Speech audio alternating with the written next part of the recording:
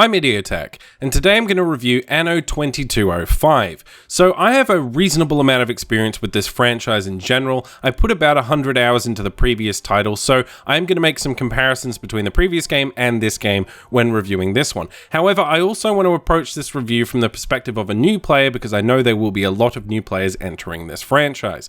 So what I'm going to do is quickly just run over the settings in the game.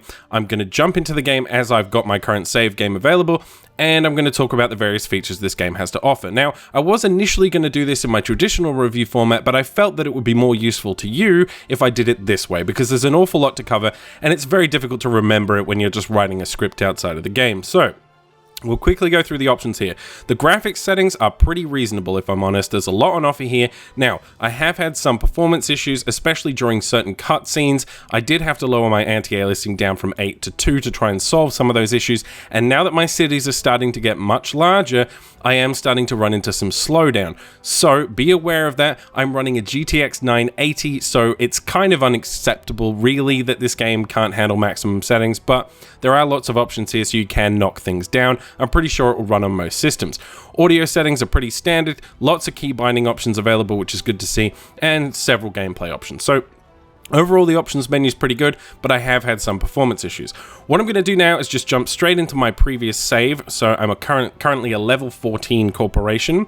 So how this game works is, initially, you will be essentially dumped into a campaign. Now, the previous Anno games had several modes on offer, and the major difference between this title and the previous title is the fact that almost every single mode from the previous game has been stripped out, and the game has been streamlined into this very linear, very campaign-driven format with somewhat of a story. Now, a lot of Anno fans are going to be disappointed by that. I was, personally, when I saw that was the case, because I used to like playing continuous mode. In the old game, you would essentially spawn a randomly generated map, very similar to Civilization, and you would vie for resources with the other AI. There would be combat, everything would be contained on a single map. All of the mechanics would be pushed into this single experience. There was also a campaign mode, there was various scenarios, and there was multiplayer.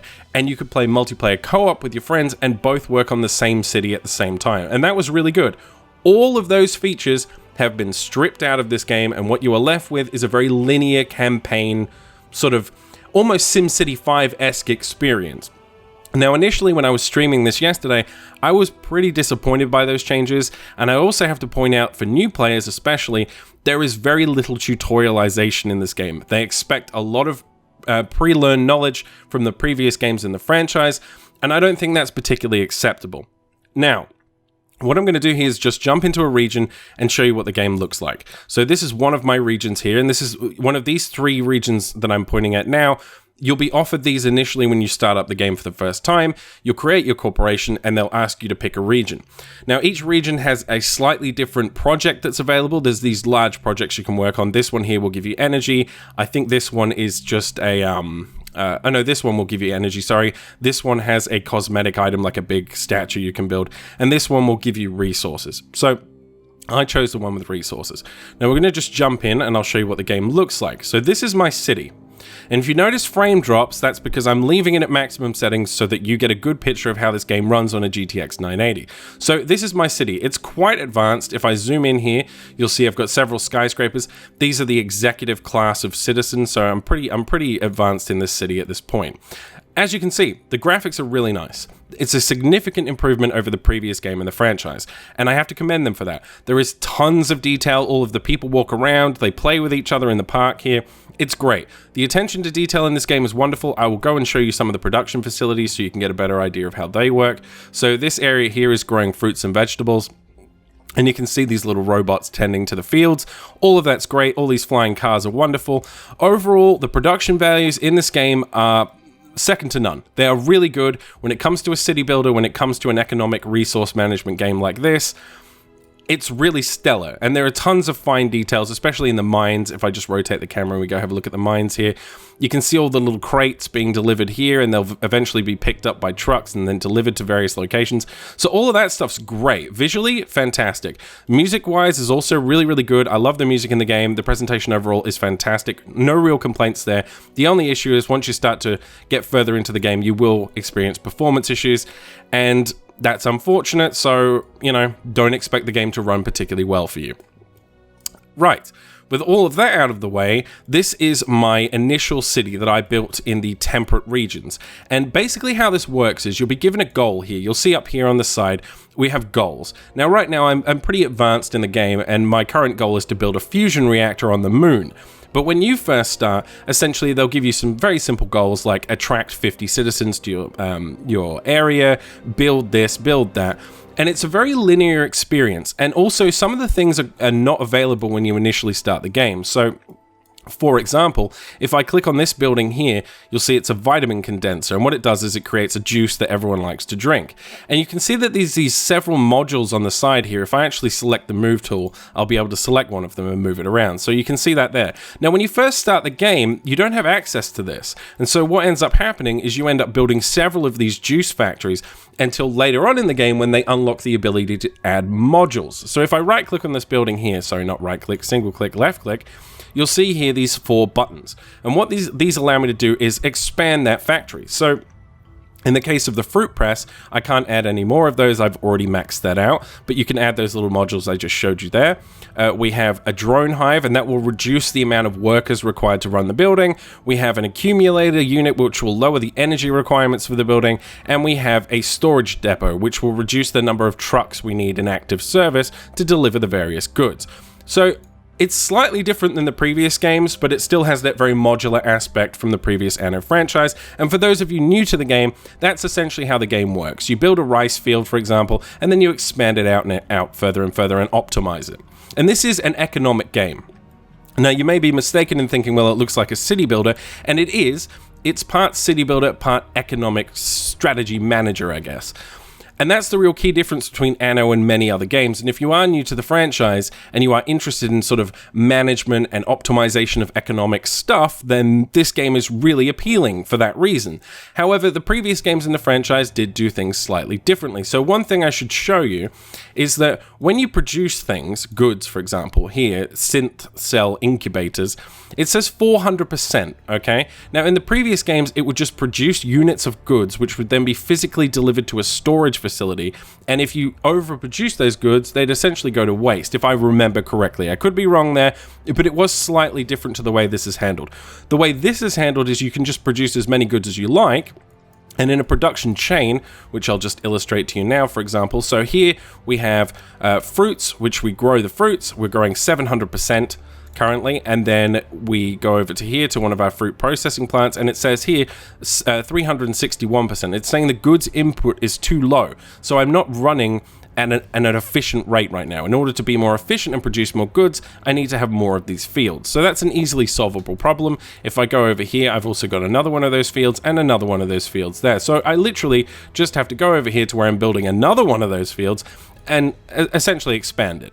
And then the problem's solved. And that's essentially how the production chains work. Now, there are more complicated production chains, and I'll show you those once we get to the Arctic region. But initially, my impressions of the game visually are very good, presentation-wise, very good. Mechanically, it's almost identical to the previous games. It's a game about building a city, satisfying the needs of those citizens. So if we click on this building here, you'll see the executive here has various needs that need to be satisfied. He wants luxury food, he wants IntelliWare, he wants bioenhancers, and he wants mobility. So in order to satisfy those needs, I have to produce various production chains. So if I click here, you'll see workers, operators, executives, and then ornaments. So the executives want luxury food. In order to create that luxury food, I have to create soybeans, which I can feed to cows, then I can have meat, and then I need to create wine, which I can then use all of those ingredients to create luxury food. And I'll show you that production chain over here. So this is my winery, my vineyard. So this will grow wine for me. This is my ranch, which will grow cattle, and I can harvest them for meat. This is my soybean farm, which I then feed to the cattle. And then this here is my food design workshop that makes the luxury food for the executives. And as you progress through the various tiers of citizens, the production chains become more and more complex. So I'll just go over here quickly and I will show you a smaller settlement. So if I click on one of these buildings here, you'll see this is a worker's residence. And he has very basic needs. He needs organic food, he needs water, and he needs an information center, which is over here. Now, very easy to satisfy this. Currently, the water isn't quite satisfied, so I'll go sort that out actually. Where is my water farm? I'll just try and find it. I think it's over here somewhere. Here's one here. So this is a desalination plant. This produces water for me. I've expanded it to 3 modules, so it looks like, and here's another one over here. So it looks like I'm going to have to actually build another one. So this is a good time to show you how building works. Basically, there are certain items in the game, and this is slightly different to the previous game as well. If I go to the workers section here, you'll see water. Now, desalination plants can only be built on the coast, and they can only be built in specific regions, which are highlighted by this sort of weird grey mesh that you can almost see. I'll try and find a better area for you. There you go. You can see it more clearly there. Now, in the previous game, it didn't work like that. You could build any coastal structures anywhere on the coast you wanted, and honestly, that was a lot better than this game. I find the idea of having to manage what you put where kind of annoying, quite frankly, and it limits you in terms of what you can produce. This slot can be used for various other things, but right now I'm going to have to use it for water. So I understand it adds to the sense of management, and it may be there for a balance reason, but right now, I prefer the old system. So I'm just going to put that one down there, and you can see it's got 1 module attached to it. If I want to expand that, I can click on the filter unit here, and I can add additional ones in these sections, as you can see. Now, I'm just going to do that for the sake of making sure that that need is satisfied, and I need to connect it to a road in order to power it. That's essentially how it works. Very similar to other building games. So I'm just going to connect it to a road there, and that's now powered, and you can see it's creating +8 water per tick or turn. Now, there are no turns in this game, it's real time, but there is some kind of tick system, and every second or so you'll get a certain amount of goods. So now if we go click on one of those residents, we should have satisfied their water need. And what that means is that we can then upgrade him. Once all of his needs are met, we can upgrade him to the next level of citizen. Now, the problem is I currently am not able to do that, and the reason for it, if I hover over this upgrade button, is there's not enough buildings of this type, and that means I don't have enough worker buildings to upgrade to the next tier. So what I'm going to do is build some buildings, and what I should do actually is show you from the proper menu. So I'll go over to Workers tab here, and I'll click on a residence, and I'll plop that down, and you can drag them out. I tend to drag out in a grid of 6, and I'll just add some more workers, which I've done there. And I will connect all of those via roads. They need to be connected via roads for power. Okay, so that's done. Now you can see over the top of each building, I have all these flashing green arrows.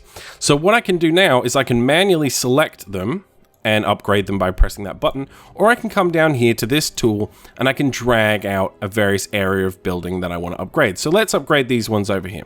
And you can see they've been upgraded. Now we'll have operators, and then the next stage is executives, and so on and so on. And you can see they have different needs. So they want vitamin drinks, rejuvenators, neuro implants, and security. Now this is a good time to go to the Arctic, because neuro implants I am not able to produce in this region. So in order to do that, what I have to do is go to the region map. So initially the way this works is, the overall goal of the game, as I can understand it, is the Earth doesn't have enough means to power itself. We don't have enough energy, and so the goal is we have to go to the moon, and we have to build fusion reactors on the moon to power things on Earth. But there are a terrorist organization who's trying to stop us from doing that. So that's essentially the premise of the game.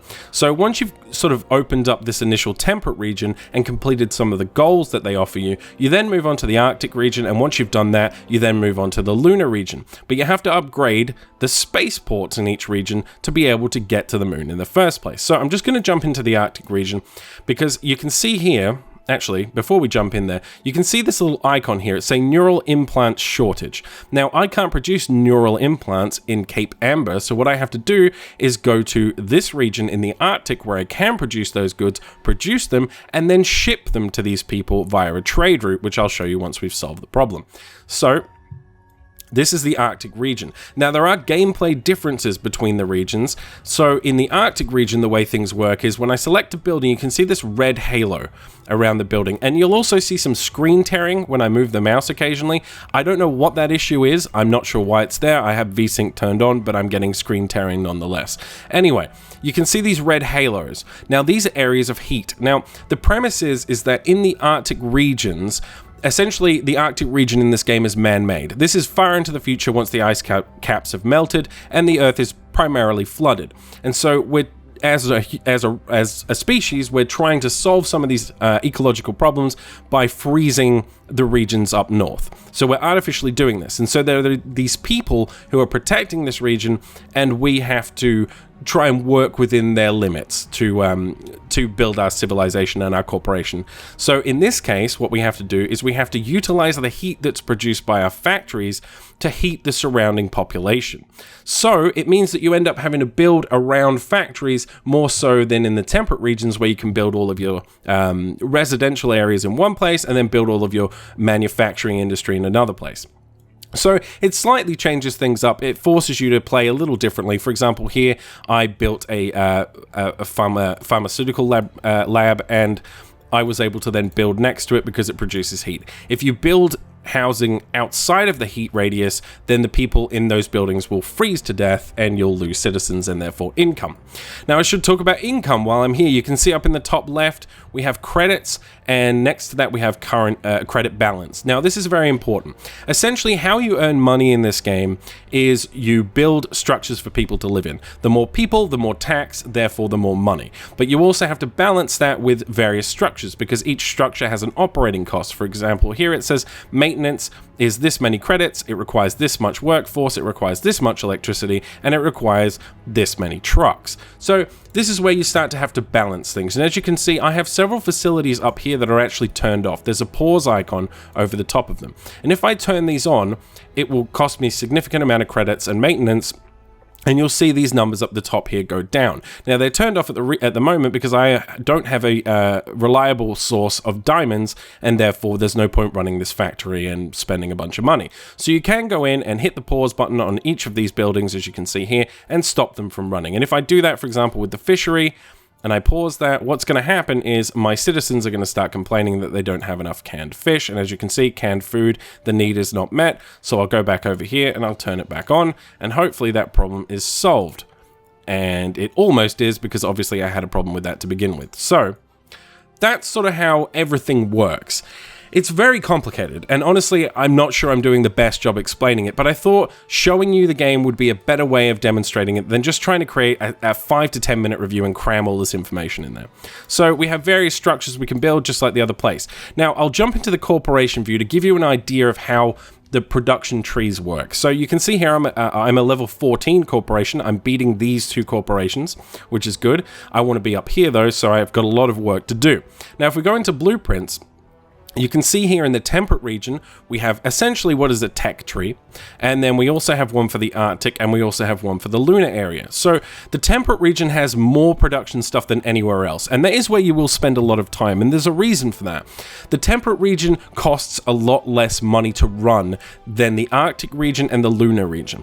Essentially, as you progress from temperate to Arctic to lunar, things become vastly more expensive. So to get a tiny amount of progress on the lunar surface costs an awful lot of money, whereas to get a tiny amount on the temperate region costs very little money. So what you'll end up doing is funding your Arctic and lunar expansion with your temperate region. So it does actually make sense that there's more to do in the temperate region. Initially I was confused by that, but that's why that's the case. So, as you can see here, this is how far I've progressed into the tech tree. I still have quite a ways to go. Now, I currently have executives. I can upgrade my citizens even further to investors, and there's a lot more needs to satisfy. Also, those goods can be shipped to the other regions, which I'll show you when I get to trading. So, as you can see, there's various things to build, and the lunar is slightly shorter than the Arctic, and the Arctic is slightly shorter than the temperate in terms of its production tree. But you can see there's an awful lot of stuff to manage here, an awful lot of stuff to build. So there's a lot of stuff there. I think that's relatively cool. So next, I guess we'll go to the moon. So basically, actually, before we go to the moon, I'll just jump back in here and I'll show you how that's achieved. So if I click here on the minimap and go to my spaceport, you can see when I click on it, there's these various stages of upgrades. And essentially what you have to do is collect a material. In this case, I have to collect fusion power cells to upgrade it to the next level, which requires a whole bunch of production chains to get there. Now, when I can upgrade these, essentially what it does is it builds a space elevator, and then I can then start shipping things to space and start transporting my people to space and my workers and eventually get to the moon, which is where we'll go next. And the end goal, as I said, was to go to the moon and to build fusion reactors to power the Earth. Now, you'll see these other zones here. Before we go to the moon, you'll see these other zones. There's 2 additional temperate zones, there's 2 additional Arctic zones, and there's 2 additional lunar zones. If I click on one of those, what comes up is an offer to purchase one of those areas. So I can pay this guy 2 million credits plus 2,500,000 credits, and I can take over that sector, essentially buy it from that corporation, and then start expanding. So ultimately, you have 9 regions to build in. Now, initially I thought that might be quite limiting, but it's not.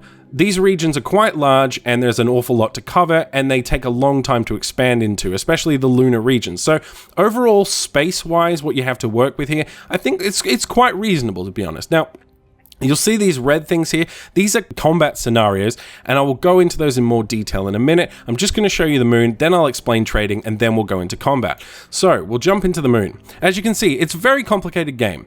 So if you're looking for something that offers a lot of depth and a lot of complexity, you're going to find that here. There is a lot on offer here. However, there are some systems that I find slightly questionable and some design choices that don't really live up to my expectations coming from the previous games. There's also a lot of content that feels like filler content or that just isn't particularly fleshed out. So we'll get into the criticisms in a moment. I'm just trying to load up the lunar surface, and for some reason loading the moon takes ages in this game, and I'm not sure if that's because it's trying to connect to a server or what, but it takes ages to do that. I should mention while I'm here, this game does require Uplay, so if you are anti-Uplay, then tune out now. I probably should have said that in the beginning of the video, but it does require Uplay. It is a Ubisoft title, so if you're against Uplay for whatever reason, then, you know, obviously don't buy this game.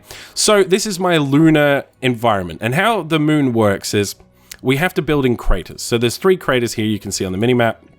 I can build in each of these, but I've chosen to build in the biggest one initially. Now, the danger here is that we have what is essentially just frequent and constant meteor strikes, which scientifically is highly unrealistic that you would have this many meteorite impacts every day, but nonetheless, that's the problem we have to face here. So we have these shield generators, and they will protect our settlement. So we have to keep building these shield generators and maintain them with power and workers and all those things so that we can build a civilization here. And everything here is a lot more expensive, as I was explaining. So you can see my civilization here isn't particularly well developed, and that's because every time I build something, it massively increases my maintenance costs and kills all my finances. So then I have to go back to the temperate region, expand that so I can have more citizens, so I can have more money, so I can eventually come back up to the moon and expand it. So the moon essentially works like that. It's just like the other regions. It's just that there are other things you can do here, just like with all the other places. The Arctic region builds different stuff, the moon builds different stuff. So right now these guys want lunar lunch. That's what they want. They want lunar lunch. So in order to build lunar lunch, I'll go to the officers section and I'll look at the lunar lunch here, which says it needs moon crops. So I have to build moon crops. So okay, let's build some moon crops. I've got plenty of space here, so I'll put this one down here and I'll expand it 1 time just for the sake of making sure we have enough moon crops. And then I will build a moon. What is this one? This is a space galley. So the space galley will produce lunar lunches for everyone. And hopefully that satisfies that need soon. So if I click on one of these residences, you'll see the lunar lunch requirement for my, not for my miners, sorry, but if I click on my officers, which is the next stage up, lunar lunch is starting to be filled. So with a little bit more work on there, I should get that into the green, and then I have to go and satisfy all their other needs before I can upgrade them to the next class of citizen. So we have another problem now, and that is that we don't have enough transport trucks. So I'm going to pop a transport truck depot thing down here, and that should solve that problem. So you're constantly having to manage the amount of workers you have, the amount of money you have, the amount of energy you have, the amount of logistical transports you have. Also, these materials up here, iridium, magnetite, or however you pronounce that, titanium plating, these are some additional materials that you require to expand buildings. So when I go to expand this and add a module, it costs me credits and magnetite, that's how you say it. And magnetite and all of these rare resources up here on this panel, this essentially will show you rare resources, whereas if I click on this, it will show you the resources I produce. Now, rare resources are kind of hard to come by, and you have to go to traders a lot of the time, which I'm not sure we actually have any on the moon. Maybe we do. Here's a trader here. So if I go to this person, I can buy various things. So I can get 20 magnetite for 11,000 credits. So that's one way of obtaining magnetite. But another way of obtaining magnetite is through the combat system. Oh, and one more thing while I'm here. You see these little blue things if I hover over them? There's essentially little doodads all over the map that you can search around for and click, and they'll give you a few extra materials. So that's another way of getting them as well. So the other way of getting them, though, is through combat. Now, combat has drastically changed when compared to the previous Anno games. Now, without jumping into the other game and showing you that, essentially how it worked was we had big procedural maps, we had several AI opponents, you would have a region, they would have a region, and you would fight over resources and try and build your civilization up to be the most efficient and most effective. However, in this game, combat has been relegated to sort of almost a mini game. So I'm going to jump into a combat mission and show you how they work. Now, I'm going to play it on standard just for the sake of getting through this quickly. Now, you can see here it's giving me various rewards, and these are rewards for other regions. Up the top here, you can see now we're in the full map view, the overall view of every region. We've got various materials here. We've got magnetite, we've got petroleum, we've got all these different things. And these are the rare materials that you need for expanding modules and expanding and building various structures in the game. And it kind of is unfortunate because, in a sense, the easiest way of obtaining these is through the combat system, and the combat system is one of the weakest areas of the game, in my opinion. So, we've entered a mission here. We can upgrade our ships, which I'll do. So I'm going to upgrade that ship and upgrade that ship because I can, because I've leveled up to a significant degree to the point where I can upgrade my ships. There doesn't seem to be much more to the mechanic than that. I can pick various difficulty levels. I'm going to pick standard for the sake of this, and I'm going to accept the mission. So what it's going to do now is it's going to load it up, which takes ages. And then once that's done, we'll jump in and I'll show you what it can do. And then after that, I'll show you trading, and then I think we'll be done and I'll give you my final conclusions. I apologize that this video is the length that it is, but in order to cover this game in detail, I really did need to just go through each aspect of the game one by one and demonstrate it to you, because it was just almost impossible to script this thing into a 5 to 10 minute review. So, I mean, that's one it's a good example of the fact that the game is complex and deep. It is certainly those things. And if that's what you're looking for, you'll probably enjoy a lot of the things on offer here. Okay, so this is combat. So essentially it's a fleet system, and it was in the previous games, but in this case it's been relegated to this strange minigame that I don't find particularly enjoyable. So as you can see here, we have a mission, and that is to destroy the Watch Commandos and free the hijacked transport ship. Now, the problem is that you may have only seen 2 red icons on the map that I just came from. I've played this mission 3 times, okay? I've played in the same area as part of the main story twice, so they repeat this content quite a lot. Anyway, we'll jump into mechanics. So what we can do is we can right-click to issue orders to our ship. And while I'm here, I may as well talk about controls for a second. So WAS and D doesn't actually allow me to move the camera. The arrow keys do, which I find very uncomfortable. So without rebinding, WASD isn't going to move you around. The easiest way I found to move around was just to hold the right mouse button down and move the camera. That seems to be the easiest way to do things. I found these controls a little annoying initially, so you may have to do some rebinding depending on what you like and don't like. Now you'll see, I'm sort of swimming around here and picking up various items. And what these do is they give me abilities. So I'm just going to keep fighting these ships here. You just right click on things to fight them. It's not particularly complex. It's not a very deep RTS system. So you'll see here though, we picked up something before and it was called a missile barrage. And there's these various items around the map that you can pick up and they'll give you various resources. So in that case, I didn't pick anything up, but usually when you get into a battle with someone, you run into things. So here, we've got an EM pulse, which is a collectible object, and a single item of fuel. Now what fuel does is it allows us to trigger these 3 abilities here on the right, the bottom right. So we have a repair drone, which if I press that and drop it on my ships, it will repair my ships. We have shield system, which I can drop on my ships and then shield them during a fight. And we have a mine system, which allows me to drop mines in the water, and then when ships swim into them, it blows them back and does some damage. Over here, we have missile barrage, we have support fleet, and we have EMP pulse. Now these have to be picked up. These are items that you pick up and collect on the map, and then you can use them. So I'll use them as we go forward here. I'll just go pick up these. Now these items are the resources I was talking about. And this is my biggest problem, because this system, this combat system, isn't particularly engaging, if I'm honest. I'm just going to drop a nuke on these guys, so you can see what a nuke looks like. There you go, missile barrage. Done. They're all dead. And then these 3 boxes here, these are, again, these power-ups. So I'm just going to go pick these up. Done. You can shoot these various structures. When you do, all these minerals and materials will come out, and we pick them up. So iridium. So my core complaint with this is, A, it's not a particularly deep RTS combat system. I don't find it particularly challenging. I've played on Advanced. It was pretty much as easy as playing on Easy. And it's not a particularly deep combat system, and it's relegated to a sort of mini-game on the side. Now, in the old games, the combat wasn't great either, but it was part of the main game, the main story experience. You'd be battling with AI for control of territory. In this game, it's been relegated to this sort of mini-game off to the side. And I really don't like that for two reasons. One, it's not particularly well done, but two, if you're going to put a combat system in your game, make it good. Otherwise, don't put a combat system in your game. It doesn't make sense to me. I don't see the point of having this combat system here when it's not particularly well done and it's not fleshed out particularly well, and you had it in the old games, but you had it actually in the main game. It's almost like, well, what's the point of it, you know? And the point of it is to, unfortunately, get these resources. Now, as I said, you can get them in other ways, but this is by far the most efficient way of getting these rare materials and rare resources. So you will find yourself, if you're the kind of person who likes to play games optimally, almost forced to engage in this just for the sake of getting more and more materials. And it's not something I particularly enjoy. Now, you can judge that for yourself. You may think this is a perfectly satisfactory combat system and something that's very engaging, but in my opinion, it's just not. So our end goal, by the way, is to come up here and just kill these ships, and once we've done that, we've completed the mission. Also, you'll see on the minimap, we have these little chevron icons. These are side quests, so if we click on those, this guy says, destroy a charger. We've got to destroy 13 out of 20. If I accept it, then I now have that mission. Once I've completed those, I'll get extra rewards when I do the mission.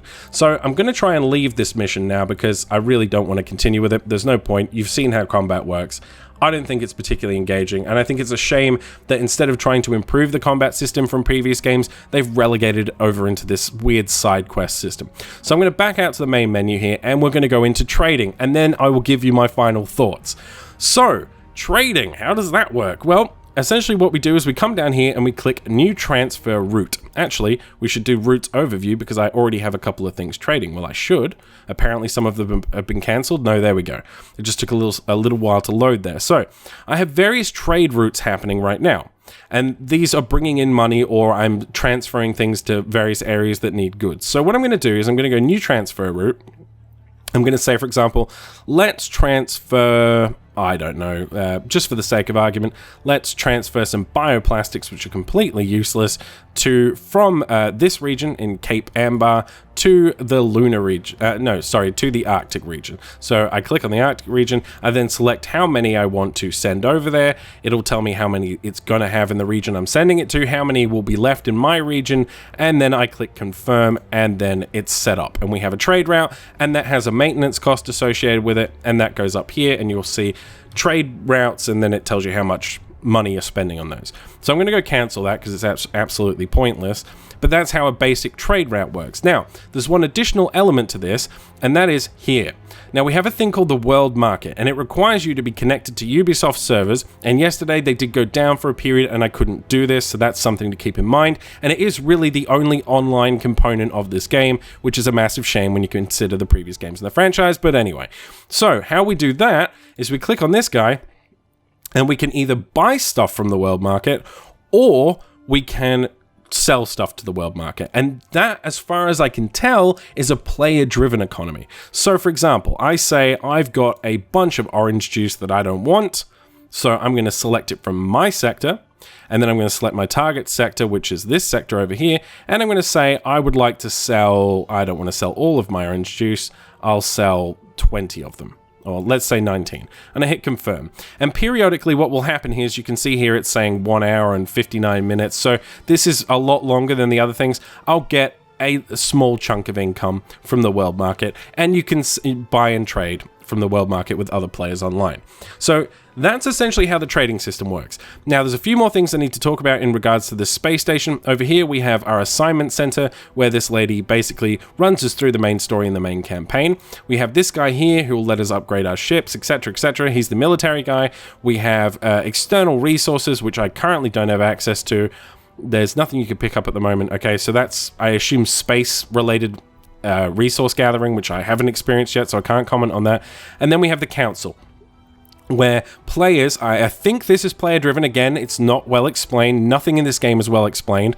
But I think this voting system is player driven and it's an online system. So you can see here, you can vote for these various people to be, part of a democracy or whatever. It doesn't really do anything. I voted for this one because I got a bunch of resources for doing so, and that was pretty much it. Not particularly deep system. So, with all of that said, that's the game. Now, if the other games in the franchise didn't exist, and I came into this game and just took it at face value for what it was, I would say it's a good game. But because the other games do exist, and I have played them, and I much prefer the modes and the multiplayer stuff and the endless continuous modes and the AI combat and all of those features from the previous games, I'm going to say this game for me personally isn't as good as the previous iteration, i.e. Anno 2070. Also, a thing you need to consider is the price. The price of this game is $70 US. I don't understand why Ubisoft decided to jack up the price an extra $10 for a AAA title, but they did. I don't see any justification for it here, so that's another thing to consider. Realistically, if you've never played the Anno franchise before, you're going to have just as much trouble learning this as you did the previous game. So it's really up to you. Do you want the modern experience, or do you want the slightly older, slightly more dated graphically, but, something that has a lot more in terms of its game modes? Or do you want the new stuff? That's entirely up to you. But for me personally, I was hoping for an evolution of the series, not a streamlining of the series. The best comparison I could draw, really, and it is slightly unfair, but the best comparison I can draw is a comparison between SimCity 4 and SimCity 5. SimCity 5 was a massive streamlining of the previous iteration of the game, and the same is really the case here, although I will say it is handled much better here than it was in SimCity 5. So for me personally, at its current price, which is too high, I don't think this game warrants an immediate purchase. I do think it's a good game. I think you may want to check it out in future, but I would honestly wait for a sale rather than pick it up at full price right now for $70. Alternatively though, you can go check out the previous games in the franchise. I would thoroughly recommend Anno 2070 with its DLC expansions. So that's my very long review of Anno 2205. I hope you found this useful in some way. If you did, let me know in the comments below. If you've played the game, also let me know what you think about it. Otherwise, like, favorite, share, and subscribe, and I will see you guys next time.